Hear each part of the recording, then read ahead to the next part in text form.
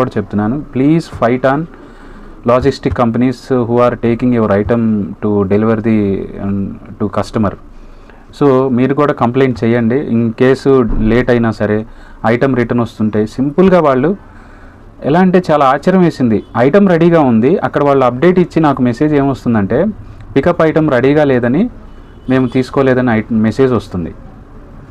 అలానే mail wear house close ఉందని message వస్తుంది.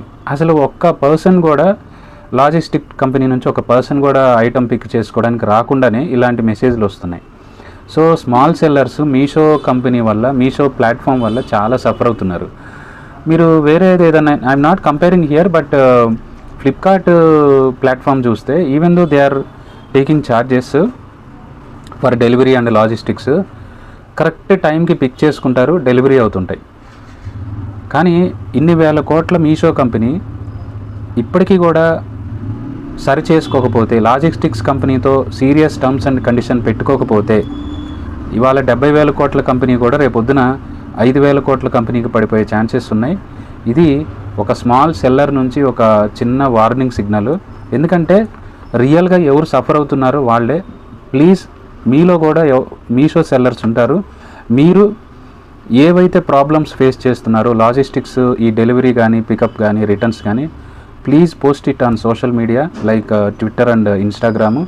ఇవన్నీ కూడా మీషో సీఈఓ ఏం చేస్తాడు, కొన్ని లాజిస్టిక్స్ కంపెనీకి టైప్ ఇచ్చేసి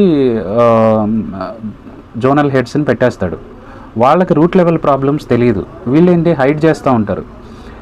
చాలా సింపుల్గా, చాలా అంటే ఐటమ్ పిక్ చేసుకోకుండానే పికప్ ఐటమ్ రెడీగా లేదని అప్డేట్ ఇస్తుంటే ఇంకెక్కడ బిజినెస్ చేస్తారు చెప్పు ఆ ఈ-కామర్స్ ప్లాట్ఫామ్లో. Very very serious problem. So please share my video to many people to reach Meesho CEO దాకా వెళ్ళాలని నాకు బలంగా ఉంది. ఎందుకంటే నాలాగా చాలామంది సఫర్ అవుతున్నారు.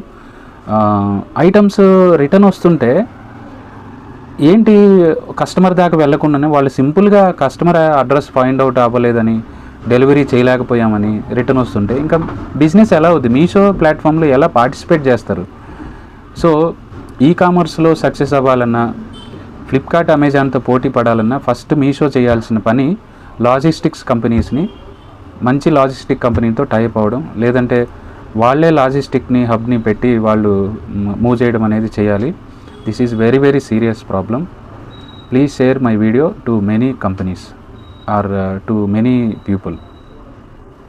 Thank you.